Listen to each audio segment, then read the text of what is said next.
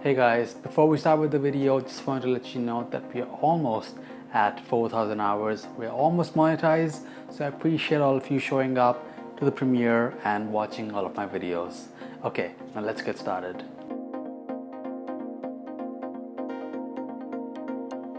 Today we're gonna make a really nice and saucy meatball sub sandwich, and you can't go wrong with this. Some nice, soft, lightly toasted buns, a nice, spicy marinara sauce, and some fragrant, flavorful meatballs. And don't forget the cheese, there's lots of that in here. Okay, let's get started and I'll show you exactly how to make this. So first let's make our simple marinara sauce. What you need to do is heat up some olive oil in a pan and then roast some of your garlic and chili flakes. The chili flakes add a really nice light heat to the sauce. And then we'll add some lightly crushed San Marzano type tomatoes. Once you've added that, add some salt, bring it to a simmer, and then gently simmer it for about 15 to 20 minutes or until it has thickened slightly. Keep tasting and adjust the seasoning to your liking. So just set that sauce aside and let's prepare our actual meatballs. Now you can use any kind of meat that you want. You can use chicken, beef, pork, veal, whatever you want, or a combination. Have some panko breadcrumbs on a bowl on the side and then add in all of your milk. The panko breadcrumbs will absorb the milk and it'll help keep our meatballs nice and soft, nice and moist as we are cooking them. So once the breadcrumbs have absorbed all of that milk, you may add some more milk if you think it's too dry, but once it's nice and fluffy, then measure all of your meat in a large bowl. Then add in all of your panko breadcrumbs, then add in your finely grated Parmesan cheese, your finely chopped onions, then finely chopped Italian parsley, not the curly kind. The curly kind does not have as much flavor as the Italian. Then with the parsley, add in your garlic, egg yolk, salt, and pepper. That's it. Now give this all a really good mix. Get your hands dirty. You want it to be really well mixed so that the flavors are cohesive throughout. And once it's mixed, start rolling your meatballs. So take a portion just larger than a golf ball, which I would say is about 1.5 inches in diameter, and then use the palms of your hands to roll it into a smooth ball. Keep doing this until you've done this with all of the remaining mince, and now you're ready to cook the actual meatballs. So I have my pan heating with some olive oil on medium heat, and while that's heating up, heat up your oven at 400 Fahrenheit as well.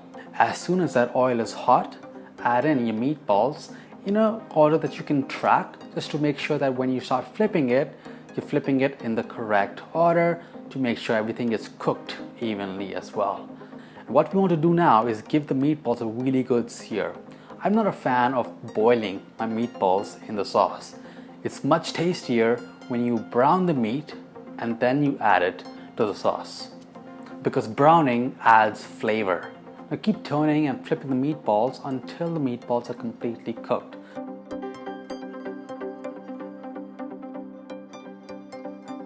And now that your meatballs are done, we are ready for the most exciting part of our recipe, which is assembling our actual subs. So let's get started with that. And we'll assemble it on a wire rack over a baking sheet, because we'll be broiling it at the end of it to melt that cheese. So I have some Portuguese buns here, and what I love about them is how big they are. They're like a fat submarine, and you can easily make a pocket in the middle of the buns because they're so soft. You can easily kind of conform it to how you want it to be. So just cut a slit down the middle. Then we'll start with our first layer of marinara sauce. Do this for all of your portions, and then for the cheese here, I'm going to use a combination of mozzarella and provolone, which I've cubed up here. I think the cubing really makes this a lot of fun because you get these pockets of cheese which is nice and stretchy and gooey, and you can use as much or as little cheese as you want. So now in each of those buns, add in some of your mozzarella and provolone. Once that's done, then nestle between 2 to 3 meatballs in each of those subs. And now add in some more marinara over the top, and then the rest of the mozzarella and provolone over the top on all of your subs. And once it's all assembled, transfer it into your oven on the medium rack and then switch the oven to broil mode. All we want to do is toast that bun on the top slightly. You can go as much or as little toastiness as you want, and we also want that cheese to be nice and molten. Keep a close eye on those subs because you don't want it to cook too quickly and you don't want to burn those buns. We worked really hard to get to this step. And once the cheese is molten and the buns are toasted, here is our actual sandwich. It's just so good. And one final touch that I love to do is kind of spread and brush some chili oil over those buns. It gives it a nice shine, it refreshes it, and it's so much fun to eat with that cheese and the marinara. That chili oil is to die for. You can't go wrong with it. It's sauce, meat, and bread, and cheese. So what are you waiting for? The sandwich is calling your name and you need to go and have it. Get your meals prepared, plan your meals, and you'll have a fun time with this sandwich especially.